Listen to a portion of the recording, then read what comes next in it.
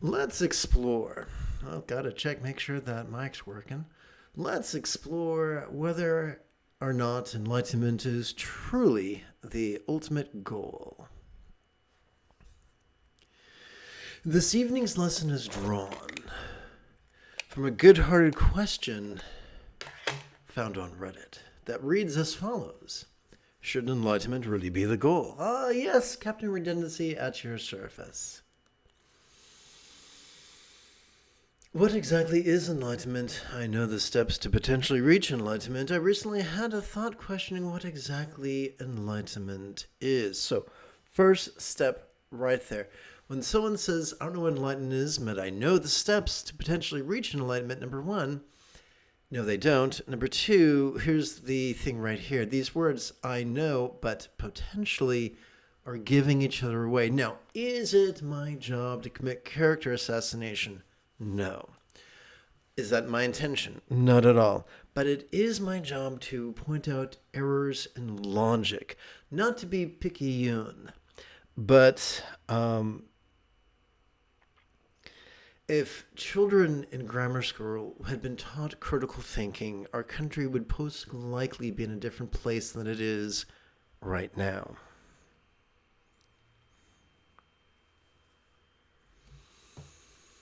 Let's continue.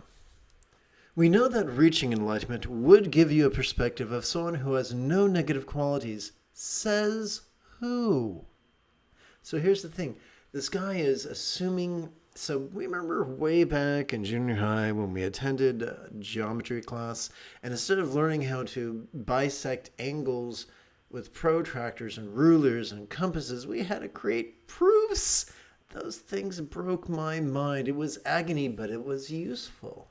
So this guy is assuming a given, and then he's going to rail against it. Now, if he did it maliciously in logic or in philosophy 101, that would be described as a straw man argument. But he might not be doing it maliciously. He might be doing it good-heartedly. Not all incorrect statements are lies. Often an incorrect statement is just an incorrect statement. And to assume otherwise is to take a wrong turn at Albuquerque, in the words of Bugs Bunny. So we shall continue. We know that reaching enlightenment would give you a perspective of someone who has no negative qualities, someone who has no biases or presumptions, a judge of character, and so on. But I see a negative aspect to this. So all we learn is that this guy disagrees with a popular definition of enlightenment. But was this the Buddha's definition of enlightenment? That's super, super important. And we'll get back to that. But let's continue. But I see a negative aspect of this. While you may be living in a good state of mind, which is nothing but beneficial to others around you, do you sense a but on the horizon? The things that make humans human are the negative traits we may have, the negative traits we may have, or the biases we have learned as we developed. Of course, my inner perfectionistic tendencies right now, my autistic tendency wants me to edit this. Even though it'll never be seen again, I still want to do that. These are qualities that are given to survive as a species. Other traits include fear and ego. Once again, ego is a word the Buddha never used. It is a Greek word popularized by a Viennesian cocaine addict. Let's continue. A lot of these traits are seen as negative in general, but fear was coded into us for a reason, and ego was too. Once again, things that the Buddha did not teach. Let's continue. This would also erase presumptions, which are also coded into us for survival. Wouldn't a lot of ourselves be stripped away? Once again, a straw man argument.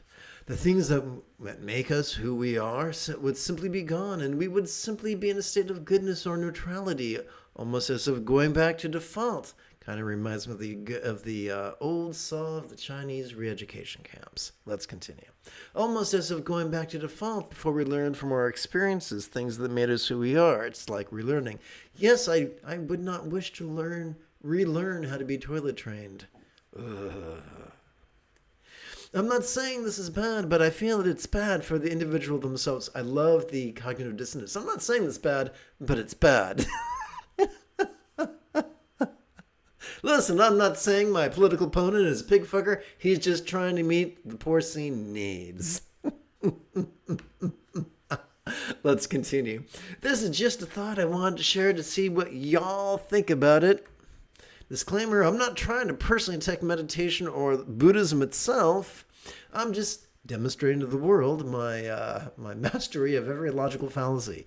I'm just putting my thoughts out there to see if anyone agrees or has opinions on this matter.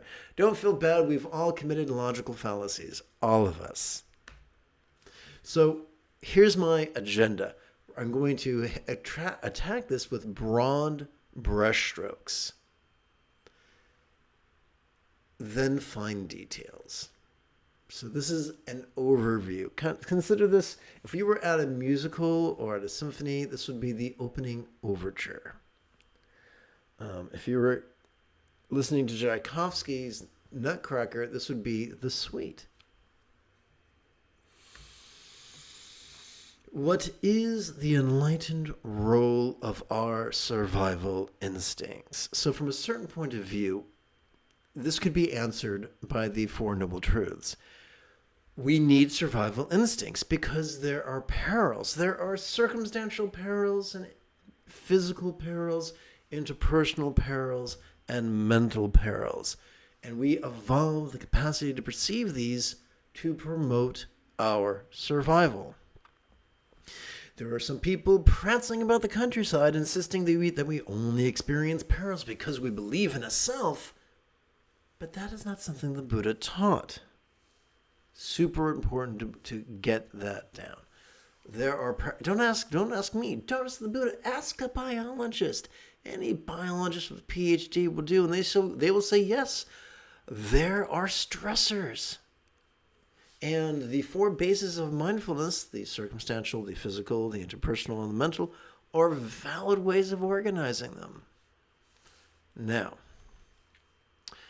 a humorous way of exploring our primary survival instincts is the 6 F's. And by the way, I'm not sure if you're a sci-fi geek like me, but in the first RoboCop movie, he had 3 prime directives.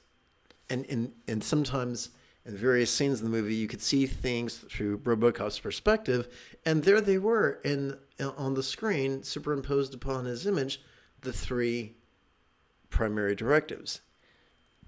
In the second movie, the sequel in the trilogy, they were lampooning corporations'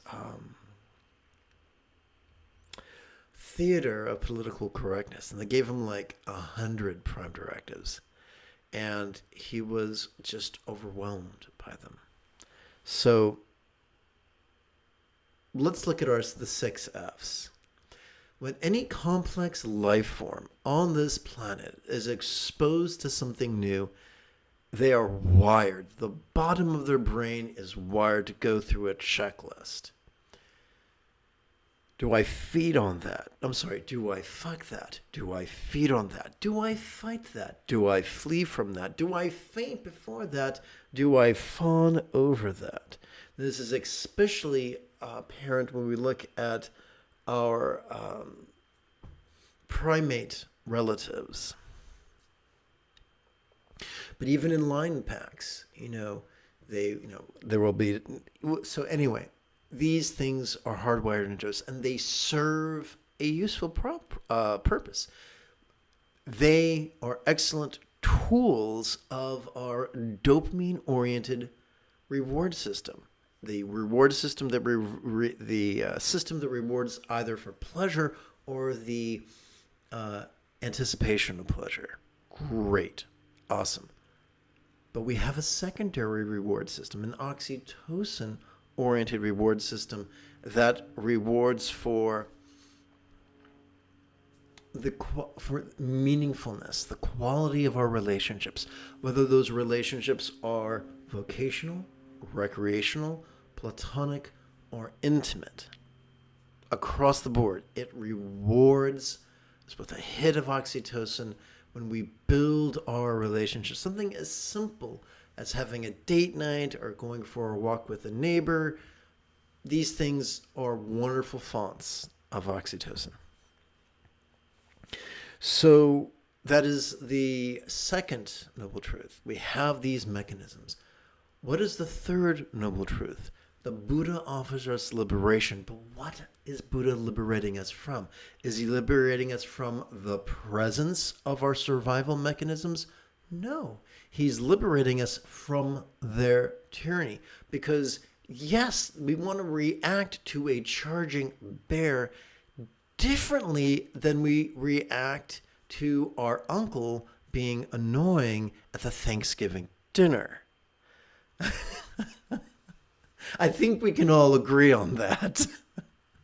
So what Buddha gives us liberation from is the tyranny of our survival drives. They're still there, but they are going to be relegated to the role of tool and not the role of tyrant. And that may be glib. I might be having an alliteration by lining up the consonants, but that's important to notice. The fourth noble truth is this, that this liberation is not some blessing bestowed on us from on high. It is simply the effect of training upon the Eightfold Path. So then, what is enlightenment? This, my friends, is the $64,000 question. It's simply this. It is mastery of the Eightfold Path.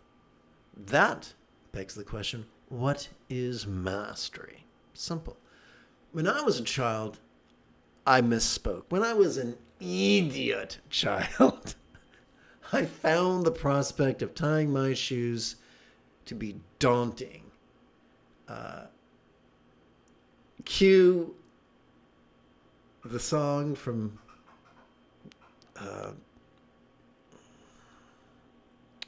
Man of La Mancha, The Impossible Dream. That was my impossible dream. Someday I shall tie my shoes, but not today. So after many months of tears and frustration, something clicked, and eventually I got to the point in my life where I could tie my shoes spontaneously, habitually, easily, and effectively. Same thing with learning how to be potty trained. It was a messy nightmare, but somehow, as an adult, I have learned not to soil myself. As a child, I was messy. As an adult, not so much. Same thing with riding a bike. I was, like most children, I was convinced that the bike tipped over, I would plummet 1 meter to my grisly death. But eventually, I got so comfortable riding a bike that I could do it while eating an apple. So, any skill that can be practiced can be mastered. Mastery is not perfection. Mastery is simply comfort with an activity, being able to do it so good that you're able to do it spontaneously, habitually, easily, and effectively. There might be someone who does it better than you. That's fine. It's not a competition. It's like learning how to play a chord on a guitar. At first, it's agony trying to get all those little motherfuckers to press against the fretboard correctly. And when you don't do it correctly, it makes a god-awful noise like you're being punished by demons from hell. But when people have mastered chords, they're able to play them without even thinking. They're able to play them when they are inebriated because they've mastered that chord. Does that mean that they're perfect? No, there's got to be better musicians. Doesn't mean they haven't mastered that chord.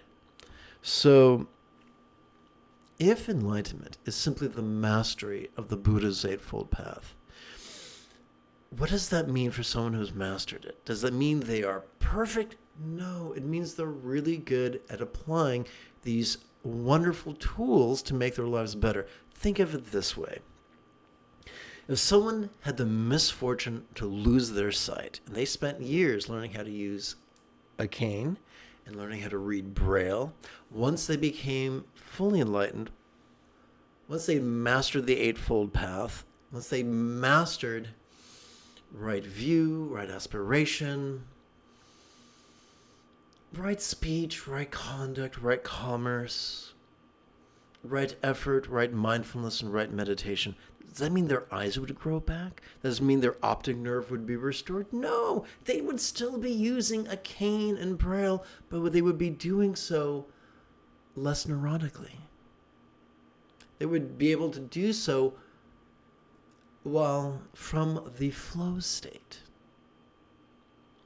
So if someone is born with a host of disabilities, the host of disabilities does not disappear, but one is able to navigate them with greater skill and with less neurosis.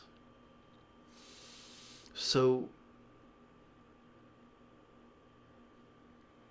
we are still capable of perceiving, of experiencing the full spectrum of perceptions, emotions, intentions, thoughts, memories, and imaginings. They're still there. We are like an artist with his palette loaded with paints. They are still there. But we're able to manage them with greater skill. What is the Buddha's timetable? When we read one of the most popular texts attributed to the Buddha, the Satipatthana Sutta, or the Discourse upon the Four Bases of Mindfulness, in the second to the final passage, the Buddha explains that full enlightenment could be mastered in less than 7 years, or 7 quarters, or 7 months, or 7 fortnights, or 7 weeks, or even 7 days. That's cool. The Buddha didn't say, but that's only for special people. He just said, he was like Rob Schneider and the Water Boy. You can do it. Now there is a proviso in Buddha's culture. People sitting on the ground was commonplace, and you learned how to do it sustainably. Kind of like we learn how to tie our shoes. They learn how to sit on the ground sustainably as children. So here in the West, we have the ironic challenge of learning to do as adults what Gautama's neighbors learned to do as children. And that's sit. Now, if we have a good teacher, we can learn to sit in a manner that is not going to injure our joints. If we have a good teacher, we'll learn how to incrementally train the subtle muscles necessary to sit sustainably. The first week, we could do it for 5 minutes every 12 hours. The second week, we could do it for 10 minutes every 12 hours. The third week, we can do it for 15 minutes every 12 hours. Are you noticing a pattern? You know, we're living in the age of the magical glass brick, our smartphones. We can set a timer on the smartphones, and if we're really clever, we can come to live streams, and while we're practicing sitting sustainably, we can learn the Eightfold Path so thoroughly that we master it almost effortlessly. By the conclusion of the 15th week, we could be so comfortable with sitting in meditation that we're able to sit for a 15-minute lesson and then a 60-minute meditation and be hunky-dory, whatever the hell that means. Why is there so much exaggeration? Good old Dennis Miller, before he turned to the dark side, he used to say the worst thing about smoking marijuana is hanging out with people who sell you marijuana because they are annoying. Eventually, according to Dennis Miller, the conversation turns to tales of Bruce Lee, and they each try to top each other's bullshit. Humans are prone to do that with everybody, including the Buddha, including enlightenment. Well, I haven't accomplished enlightenment not because I have failed to apply the teachings, and not because I have failed to receive the teachings, but because doing so is impossible. That's right. In fact, if you even try to become a Buddha, you'll go to Buddhist hell, if there is such a thing. I shit you not. There are people who call themselves Roshi or Shifu or Banti or Ajahn or Rinpoche who stomp and snort and insist that these absurdities are realities. There's even worse. There are other frauds who call themselves teachers who don't actually know the teachings. Forget mastering the teachings, they don't even know the teachings, and so they do nothing but sit there silently and demand that you sit there silently, and occasionally they will utter some cryptic malarkey that their gullible students perceive as being ambrosia from on high. The Buddha did not speak in riddles. Even in the Shobogenzo, by Zen Master Dogen, not Duncan. I'm clearly having Zen Buddhism confused with the first movie in the Highlander series. I am Duncan MacLeod of the Clan MacLeod. Now let's meditate. So, even Zen Master Dogen in his Shobogenzo lampooned the absurdity of cryptic teachings.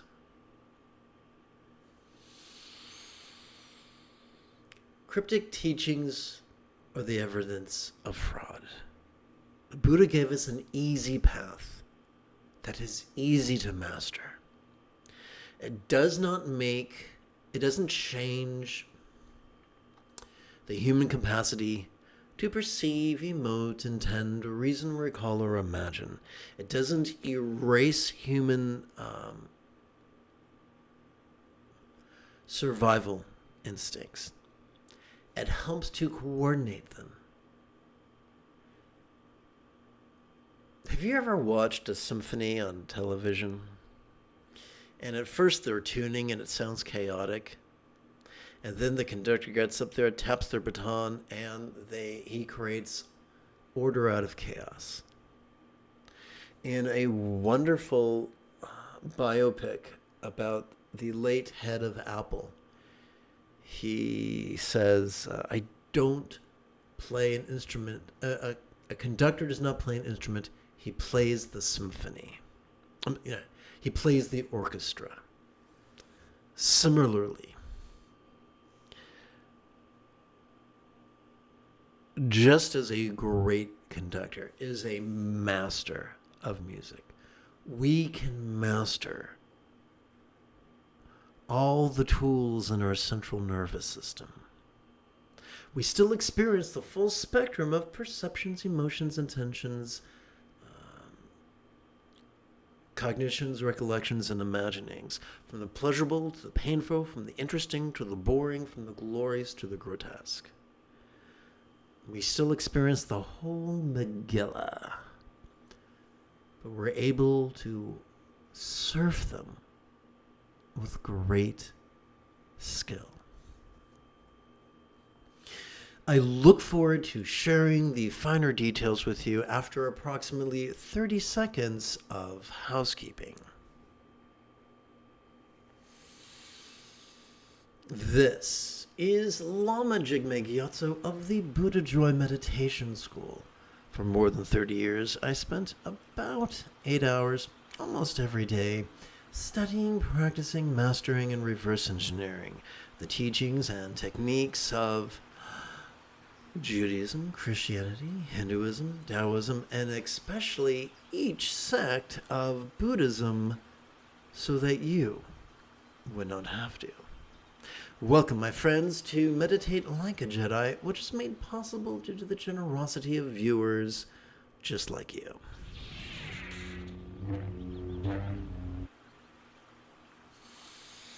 Welcome to Easy Meditation Practice Text, which, word on the street, has been approved by BuddhaCat.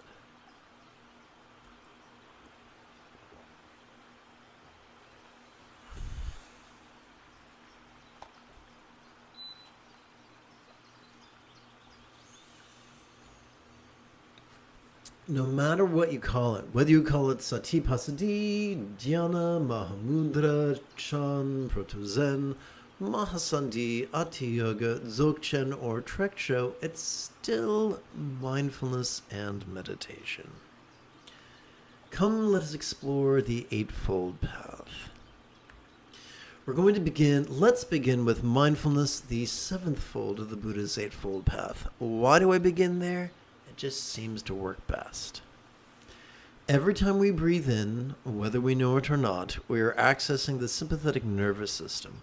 No, Virginia, it's not found within the 3-pound supercomputer between our ears. Instead, it is ensconced within the thoracic or ribcage region of our spinal cord.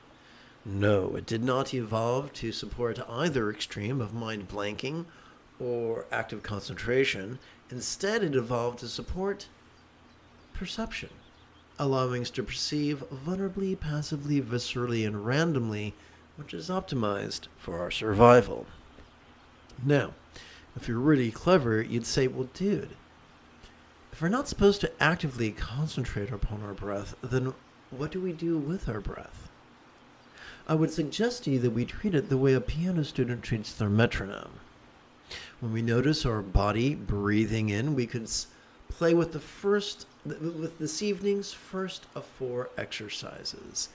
Silently and mentally perceiving this very turbulent play of mind during the inhalation, and then during the exhalation, silently and mentally reciting, relaxing into mind's non-graspable nature.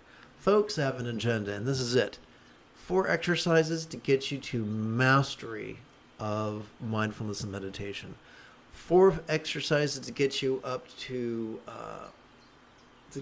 climb to contemplative cruising altitude, just like on an airplane. So I'd like to do this exercise, practice this exercise for 16 rounds. But what's a round? In this context, a round is 1 inhalation followed by 1 exhalation. But how is this oddly dressed fellow going to count 16 of those on just the 4 fingers and 1 thumb of his left hand? Simple. I'm going to use a technique I call Bengali crease counting. You don't have to do it, but you might find it useful. During each inhalation, I'm going to advance the tip of my thumb upon the sets of creases as well as the tips of each of my fingers. Now, I'm breathing fast because I'm talking. Therefore, in the time it takes me to perform 16 rounds, you might only perform 12 or even 8. That's not an indictment. So together, let's play with our first of 4 silent exercises.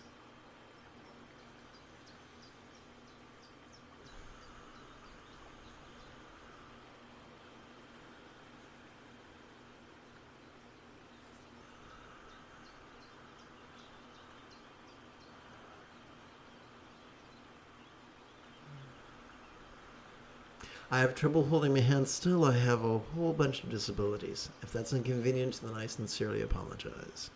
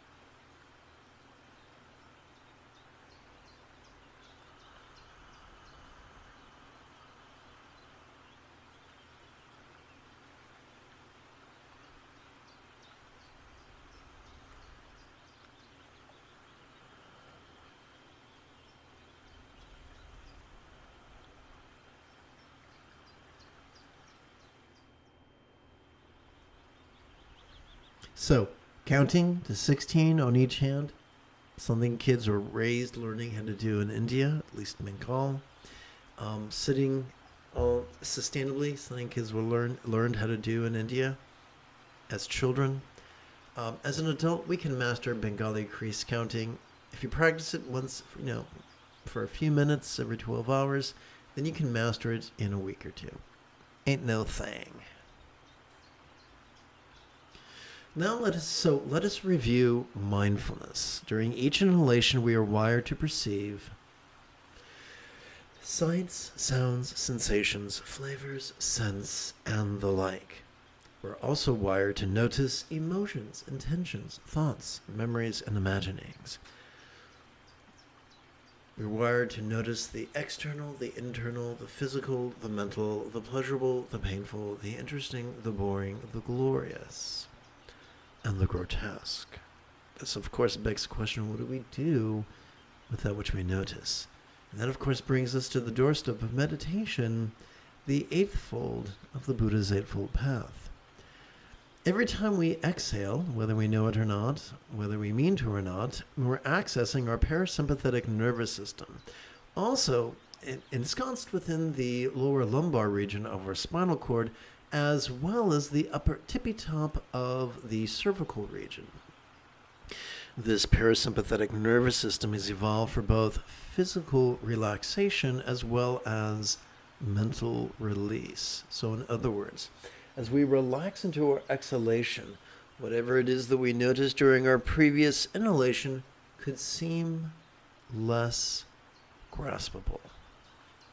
But wait, there's more. Complex life forms on this planet have evolved to think symbolically. So let's sprinkle some figurative language on this. Every time we relax... Oops, I did it again. Anyway, every time so we'll do that in a second. Vulnerability is the key that unlocks the door to mindfulness. Perhaps that is why these two individuals, portrayed as an archetype of meditation, are depicted as naked, for that is quite vulnerable. Now, with the figures of speech. As we relax into our exhalation, whatever we noticed during our previous inhalation could begin to feel as if it was as non-graspable as a vast, empty void. Now, any good English teacher will remind us that a simile is only as useful as it is relatable. Therefore, we must ask, what is a real-world example of a non-graspable vast empty void?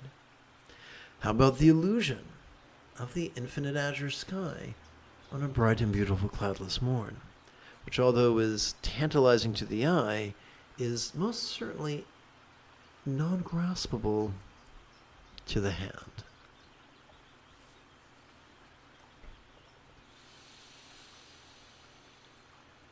Perhaps that is why this couple, before acting as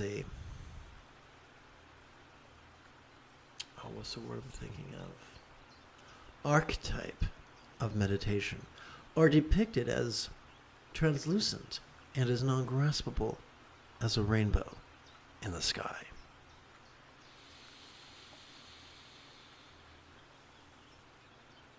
During our inhalation, welcome to the second of 4 meditation exercises. During our inhalation, please silently and mentally recite sitting tall, thus reminding our body to generate a vertical traction between our tuchus and our head.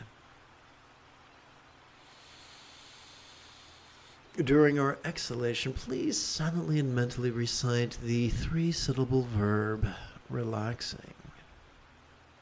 So sitting tall is not a contrivance. Every time we breathe in, it could feel like our breath wants to adjust our posture. Every time we exhale, we could feel like we're relaxing. Then, if this is not a contrivance, why are we playing with these fakakta words? Because our 3-pound supercomputer between our ears can act like a, what's the word? Precocious child.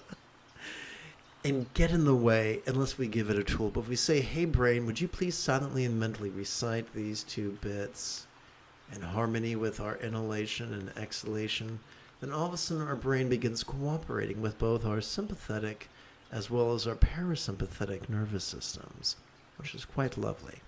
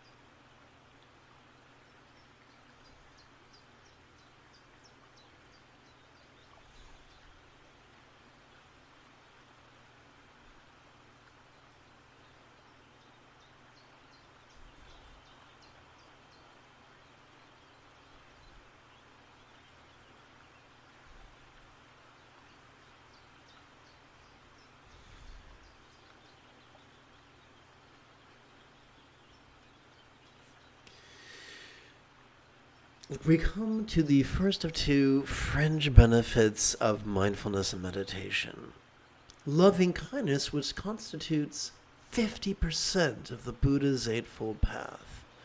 The second fold is wishing love. The third fold is kind communication. The fourth fold of the Buddha's Eightfold Path is kind conduct. And the fifth, I lost count. The fifth fold is kind commerce. Not being a Karen who tries to get people fired, not trying to be a Chad who drives people out of business. Being people of kindness and cooperation. So,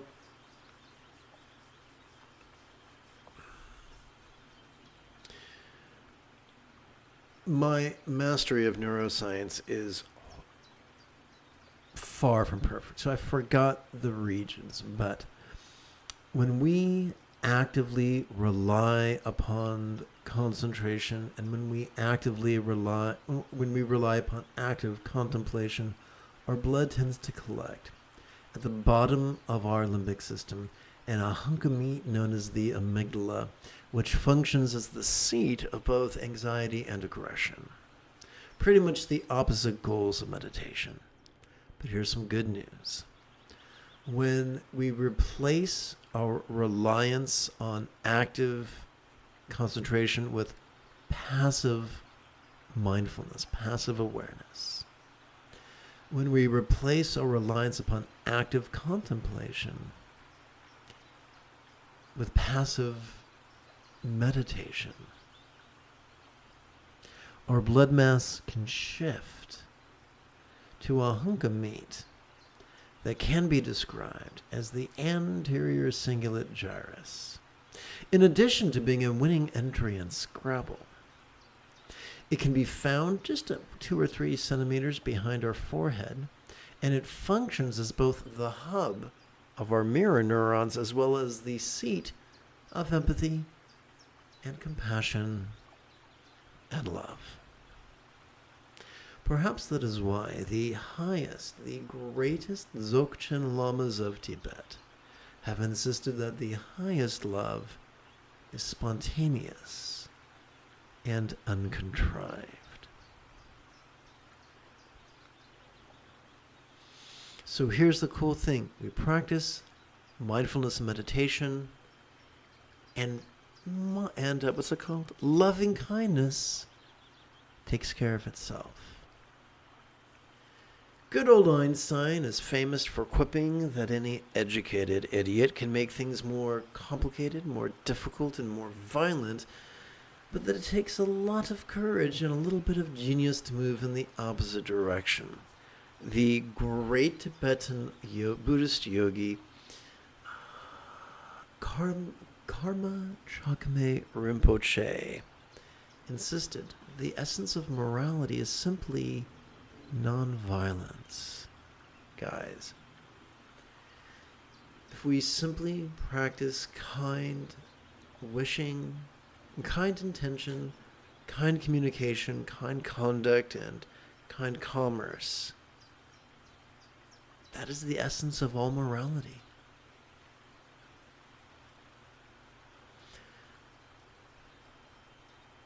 This, of course, brings us to the third of 3 meditation exercises. This time, during our inhalation, let's kick back and watch the antics of mind as silently and mentally we recite, "Notice this."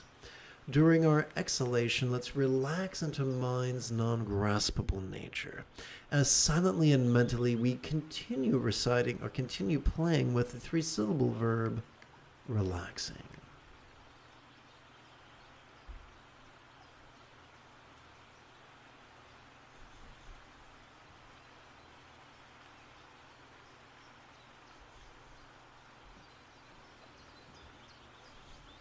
Just because we spontaneously experience loving kindness doesn't mean we won't sometimes wish others ill. But it probably means we won't act on those wishes. We probably won't try to killing anybody, but we might have that thought. We might have that impulse. We might have that emotion. Remember, our path is not choosing our perceptions, emotions, intentions, thoughts, memories, and imaginings. Our job is simpler than that. Just being vulnerable to them as we breathe in and relaxing as we breathe out. You do that, everything else will take care of itself. But you might say, we're already wired to do that. What's the big Megillah? Because of the irony of evolution, that which is responsible for our survival, our big 3-pound supercomputer between our ears, undermines the natural function of our autonomic nervous system. However, by blending silent and mental wordplay into our practice of mindfulness and meditation, we can enlist the cooperation of our brain that it might support both our sympathetic nervous system as well as a parasympathetic counterpart.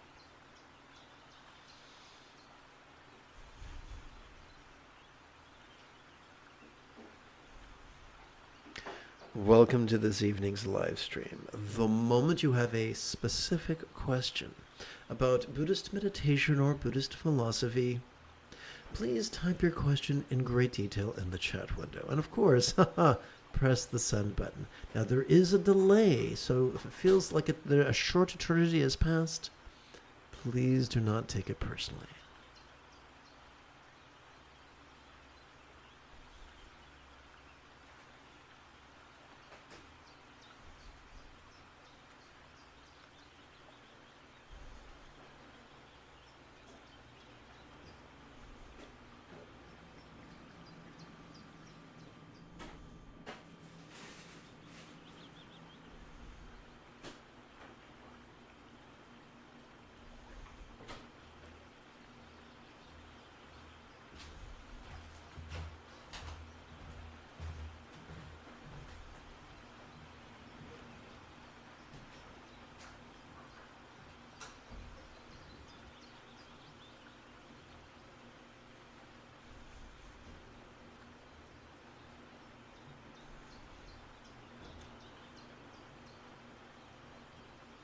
So, oh yeah, by the way, our job is not to concentrate on something and then notice when our mind drifts off and drag it back. No, that is concentration.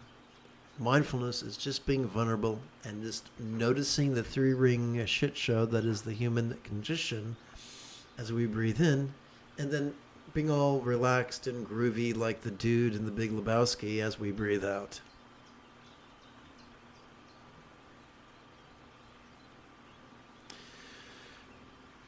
Having explored gosh, my math is off. I'm not sure what the fraction is. So let's turn our attention now to the effortless effort that is the sixth fold of the Buddha's Eightfold Path. Now, effortless effort is typically attributed to Taoism, to the 81 poems of the Tao Te Ching. But did you know that there is a yin and yang in ancient Buddhism? There is the Buddha's wicked cousin Devadatta, who thought it would be a splendid idea to be rigid, fearful, controlling, elitist, cryptic, competitive, and cruel. And I assure you, there are many, many people who agree with him, whether they know it or not. They prance about all so cranky, saying, oh, you've got to strain to become a Buddha, and it takes a long time. No, it doesn't, and no, you don't. Let's talk about effortless effort. And we shall do so through the cunning use of pictures. Consider, if you will, this gal the color of a cumulus cloud. Notice how she is actively sporting in tantric union. This reminds us that contrivance is always trumped by spontaneity. Now consider her partner, the color of the azure sky, who appears to be passively savoring the same tantric union. He reminds us, or his image reminds us, that not all spontaneity is created equal, and that the scattered spontaneity that we can experience when we have our third espresso in 30 minutes will always be trumped by the centered spontaneity that is the fringe benefit of mindfulness and meditation. Now, let's take it a step further. When our choices, utterances, and deeds flow with the effortless effort of love's centered spontaneity, our life could be as blissful as the real or imagined paradise or pure land or vati found in Buddhist paintings, or in a painting by Maxfield Parrish.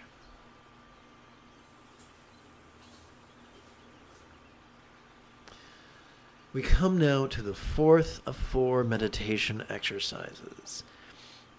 I'm adult, and I have shrunk many a garment by washing it in too hot water and then throwing it in the dryer. Perhaps you've done the same. We're doing the same thing now, replacing the phrase notice this with simply the demonstrative pronoun this, replacing the phrase relaxing with the one-syllable verb ease, just like the Broadway musical The Wiz, where they taught us to ease on down the road.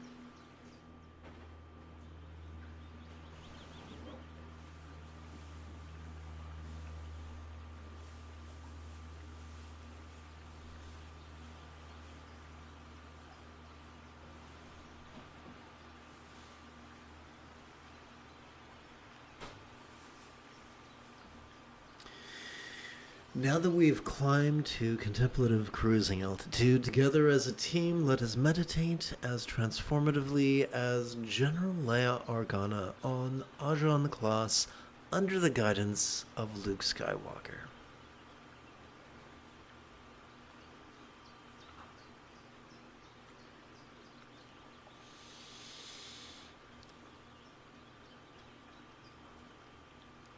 The first fold of the Buddha's Eightfold Path is described as right view, which I always found to be really cryptic. So imagine my surprise when studying the mindfulness with breathing discourse when I learned that it was simply impermanence.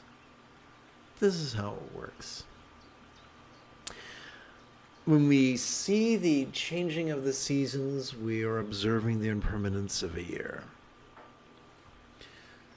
When we notice the waxing and the waning of the moon, we are observing the impermanence of a month.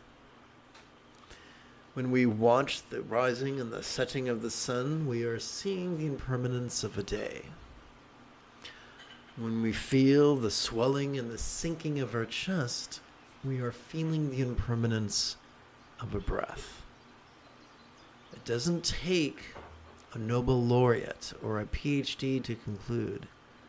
Ever-changing, one and all, there is nothing permanent to grasp. And this is effortlessly noticed during our inhalation. When we notice sights that are always changing, sounds that are always changing, sensations that are always changing, flavors that are always changing, scents that are always changing, and the like. Not to mention emotions, intentions, thoughts, memories, and imaginings that are always shifting and changing and altering. Sometimes slowly, sometimes rapidly, sometimes subtly, other times in a manner quite jarring.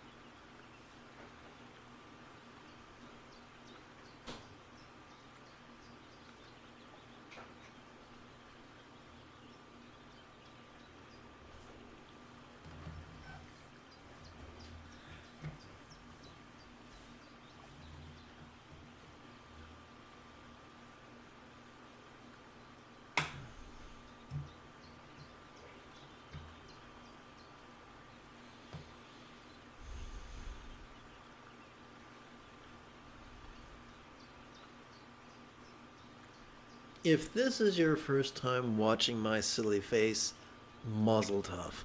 You now understand the Eightfold Path and are only 17 weeks away from mastering it, assuming you simply apply my instructions. Which really aren't my instructions. They're much, much, much older than me. I'm just their custodian.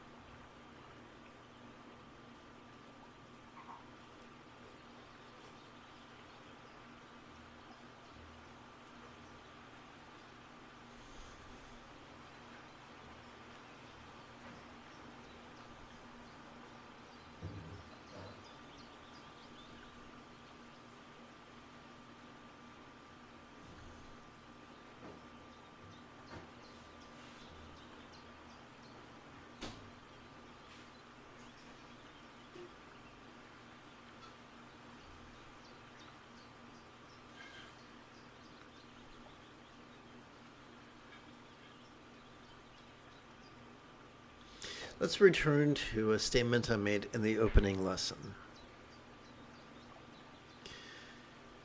Just because someone has mastered the Eightfold Path doesn't mean they're never gonna get a cold. It doesn't mean they're never gonna get hay fever. In the ancient texts, they mention the Buddha getting sick. They mention the Buddha getting assassinated.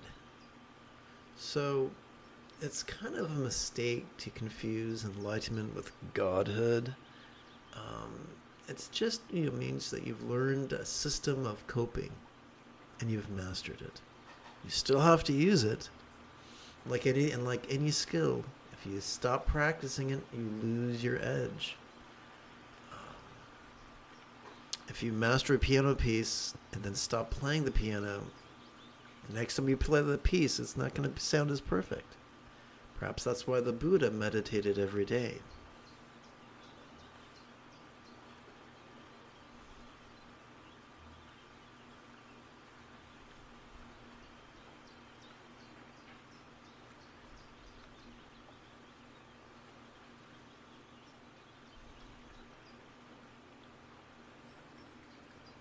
And we're under no obligation to proclaim to ourselves or anybody else that we have mastered the Eightfold Path. Let us free ourselves from the great, very heavy burden of labels that do more harm than good. After all, one time the Buddha was pestered by a real nudnik. He just kept saying, "Are you enlightened? Are you enlightened? Are you enlightened? Are you enlightened? How about now? Are you enlightened?" Finally, the Buddha said, "Enough already, I'm enlightened." And the guy said, "I knew it, you're a fraud." And he just stomped away, never to be heard from again. So, yeah, let us not...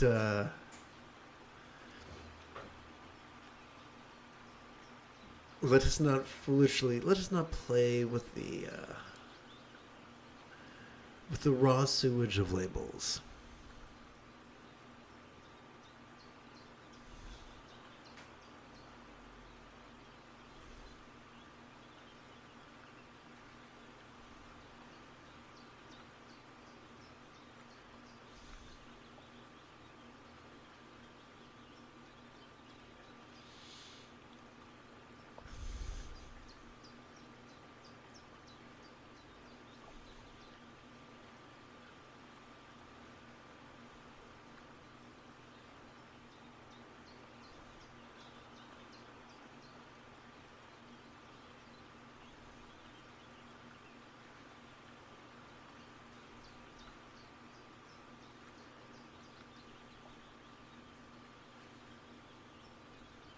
Here's a quick litmus test. A fool will make things harder for you. The wise will make things easier for you. That applies to teachers. That applies to monastic abbots. If someone says, "It was hard on me and it needs to be hard on you." If someone says, "People being cruel to me didn't do me any harm," if they sincerely feel it won't do you any harm, then guess what? They've been harmed. I've lived in many monasteries. I've seen metaphoric demons in monks' robes. Just because someone has a weird haircut and unusual garments does not a Buddha make.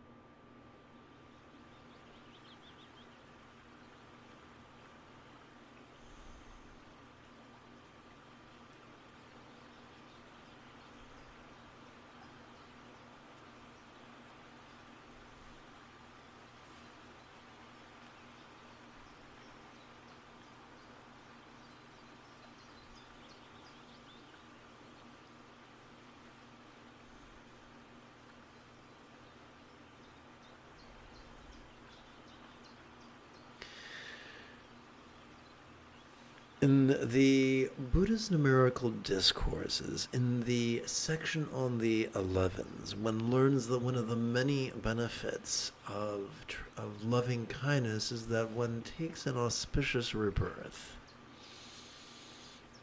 If there is such a thing, and the Buddha was not speaking metaphorically, then the easiest way to take auspicious rebirth is to practice loving kindness, and the easiest way to practice spontaneous, or the highest love, which is spontaneous and uncontrived, is to have a healthy meditation and mindfulness practice.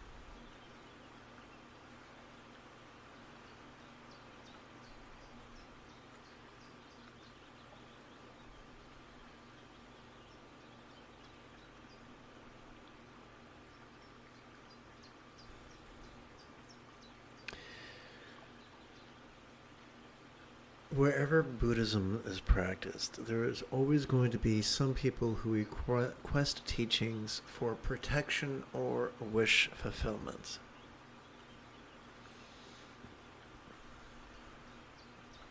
And although Buddhism can be twisted to meet those needs, it was never intended to.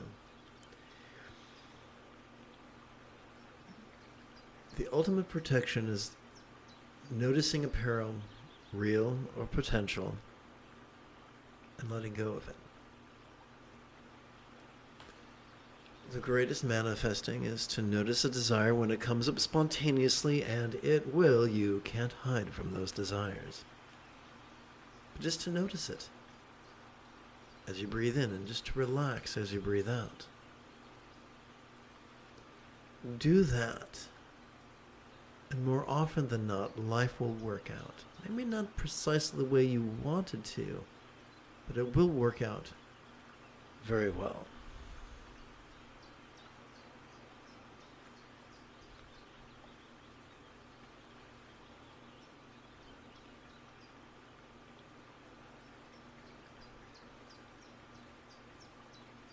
In the spirit of full disclosure, I do not teach from the worldview of Devadatta. I teach from the worldview of the Buddha. If you need teachings from the worldview of being rigid, fearful, controlling, elitist, cryptic, competitive, and cruel, you'll probably be very dissatisfied with me. You won't have to look very hard. There are many teachers who walk that path. However, if you want to be taught, if you want to practice Buddhism through the lens of being flexible, loving, laid back, egalitarian, lucid, cooperative, and kind, perhaps you've come to the right place.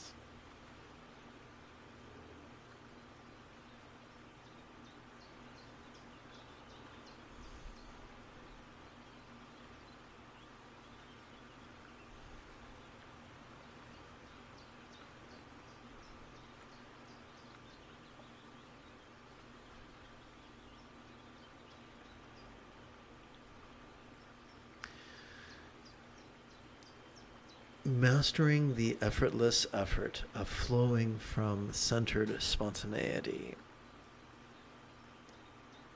When that happens, we cannot help but use our talents.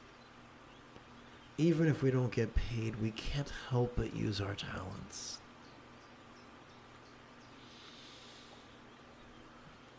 There is a fear amongst conservative folk that if people aren't living under the threat of deprivation, they'll be lazy. Healthy people can't help but use their talents. In fact, the symptoms of laziness are a subset of the symptoms of depression. If someone won't use their talents, they're probably suffering from gut dysbiosis or systemic inflammation, or they've exhausted their prefrontal cortex. Let us not attribute moral failings to physical disorders.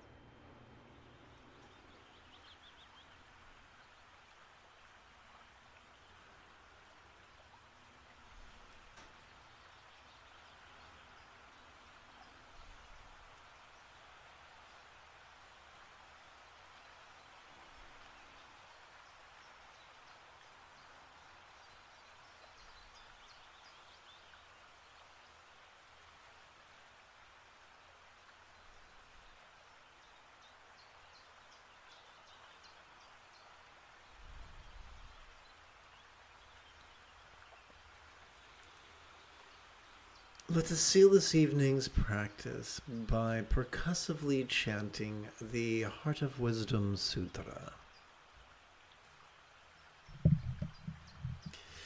It is and then Guanji and Buza, an archetype of love and letting go, while moving in the deep peace of the perfect understanding of awareness and release. Shed light on the 5 aggregates and found them to be equally empty. After this realization, she made peace with all pain. Listen, Shariputra, form is emptiness, emptiness is form. Form does not differ from emptiness, emptiness does not differ from form. The same is true with feeling, appraisal, impulse, and awareness. Listen, Shariputra, all phenomena are marked with emptiness. They are neither produced nor destroyed, neither corrupted nor purified, neither increasing nor decreasing. Therefore in emptiness there is no form, no feeling, no appraisal, no impulse, and no awareness that once perceived cannot be released. No sensation, no flavor, no scent, no sound, no sight, no phenomena that once perceived cannot be released. No body, no tongue, no nose, no ears, no eyes, no mind that once perceived cannot be released. No feeling, no tasting, no smelling, no hearing, no seeing, no noticing that once perceived cannot be released. No interdependent origins and no extinction of them, from confusion to aging and death that once perceived cannot be released. No stress, no confusion, no liberation, no path, no understanding, and no attainment that once perceived cannot be released. Because there is no attainment that once perceived cannot be released, the Bodhisattva archetypes of awareness and letting go supported by the perfection of understanding, find no obstacles for the minds that once perceived cannot be released. Having no obstacles that once perceived cannot be released, they transcend the tyranny of fear that once perceived cannot be released.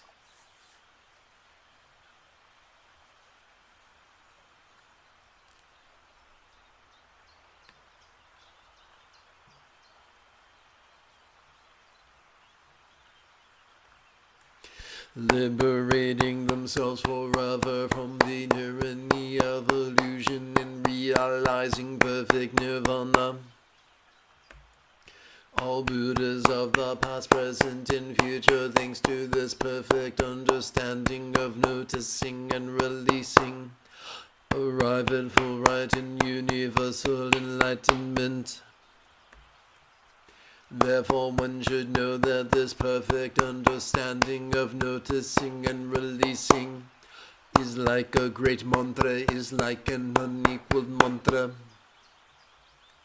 The destroyer of the tyranny of all suffering, the incorruptible truth. A mantra of Prajna Paramita's perfect wisdom of awareness and release could therefore be proclaimed. This is the mantra Gate Gate Para Samkate Puri Swaha. Gone completely and perfectly gone to enlightenment, may it be so.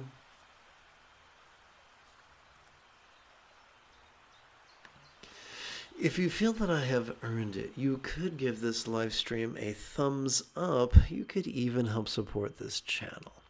In approximately 10.5 hours, I would very much like to return to lead tomorrow's early meditation class and group practice. And if you are as geeky as me, may The Force be with you always.